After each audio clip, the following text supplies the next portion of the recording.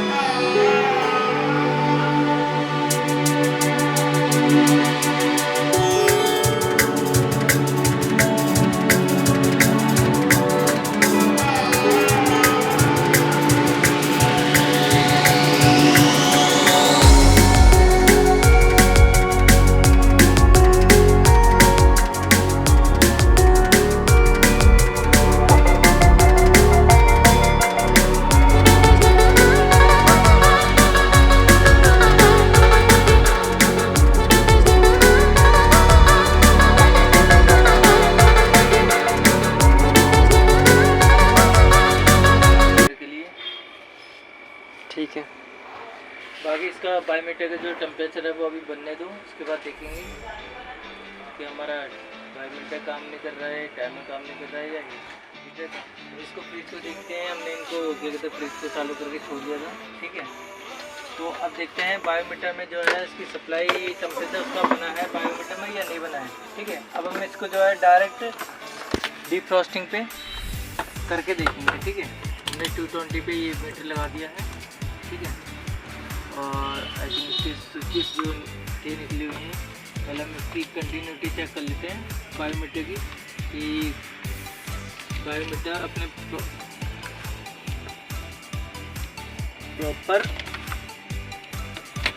Defrosting condition में पहुंचा है या नहीं पहुंचा है। इसका बायोमीटर का देख रहे हैं टेम्परेचर बन चुका है, ठीक है। कंटिन्यूटी बोल रहा है, बायोमीटर की ये वायरिंग है, ठीक है। बजर बोल रहा है, यानी इसका मतलब ये है कि ये कट मार चुका है। इसके अंदर एक पत्ती होती है जो टेम्परेचर को पूरा करके वो कट मार जाती है, टच हो जाती है, ठीक है। माइनस में आके हम अब जो है इसको डिफ्रॉस्टिंग मोड पे टाइमर से इसको करेंगे, ठीक है। इस जगह ये देखिए, ये हमारा टाइमर लगा हुआ है, अभी हमने इसको खोला नहीं है, ठीक है। ये हमारी नोब देख रहे हैं, ये टाइमर की नोब है, ठीक है। इसको हम घुमाएंगे स्टेप बाय स्टेप, देख रहे हैं आवाज़ आ रही होगी इसमें।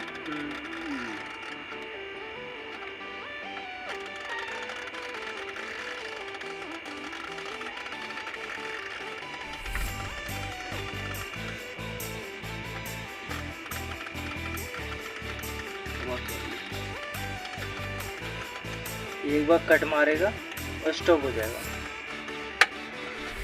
ये हमारा डिफ्रॉस्टिंग पे आ गया है, हमारा कंप्रेसर ऑफ हो गया है, ठीक है। हम ऊपर हीटर पे जो है 220 सप्लाई देखेंगे, ठीक है। हमने बायोमीटर लगा दिया है, ठीक है। उसको हमने 750 पे कर दिया है। ये हमारी जो है हीटर की स्विच है, हीटर का स्विच है, इसमें हम सप्लाई चेक करेंगे। 220 से लेके 250 तक की सप्लाई पे वो चलता है हीटर हमारा, यानी हमारे हीटर को सप्लाई मिलती है। और हम हीटर की जो स्विच है उसको हम लगा दें, वो हमने उस पर लगा दिए 220 पे, ठीक है। हमने इसका बायोमीटर जो था हमने चेंज किया हुआ है, देख रहे हैं वाई मीटर जो है हमने इसको चेंज किया है, ठीक है। अब हम इसको देखेंगे हीटर हमारा प्रॉपर ऑन हो रहा है या नहीं हो रहा है, ठीक है। ऑन हो रहा है तो उसके बाद हम आइस को मेल्ट करेंगे और उसको पैक कर देंगे।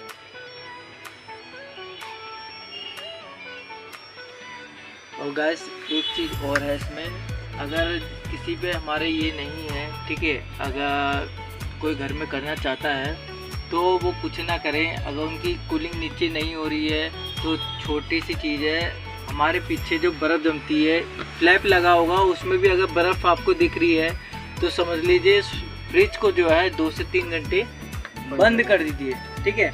बंद करने से क्या होगा, उसमें एक कारण बिना पार्ट्स के भी ये होता है कि बर्फ़ जम जाती है तो वो कूलिंग नीचे नहीं आ पाती है, ठीक है। इसके कारण जो है हमारी जो ड्रेनेज है वो ब्लॉक हो जाती है, तो वो नीचे कूलिंग नहीं दे पाता है।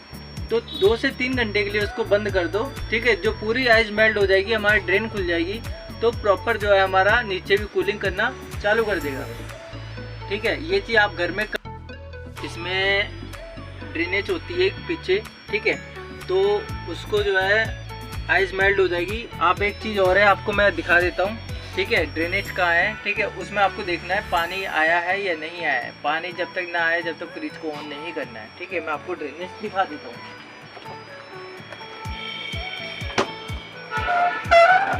ये आप देखिए, हमारे डबल डोर फ्रिज में जो है एक ये कटोरा है, ठीक है। ये आप देखिए, मैं आपको जूम करके दिखा देता हूँ।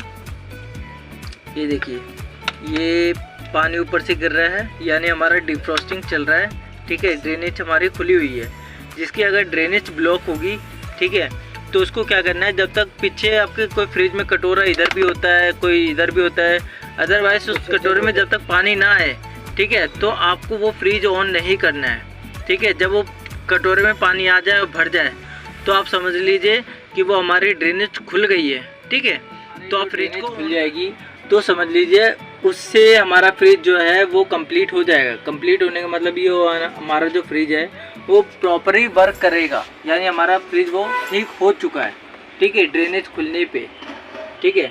किसी का अगर नहीं होता है तो वो हमसे संपर्क कर सकता है, ठीक है। हम अपना नंबर कॉन्टैक्ट में दे देंगे, जिससे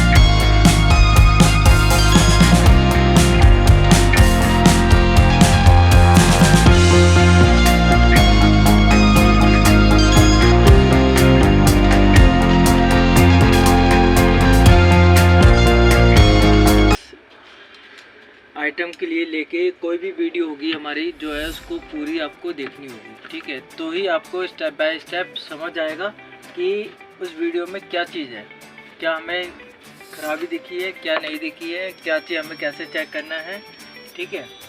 अगर आप काट के वीडियो को जो है देखोगे तो आपको बिल्कुल भी कुछ भी समझ नहीं आएगा। जिस तरह से आप काट के देखोगे तो अगर आपके कोई प्रोडक्ट में इशू आता है तो आप अपना प्रोडक्ट भी ठीक नहीं कर पाओगे बिना टेक्नीशियन के, अगर छोटी मोटी कमी आती है तो। ठीक है,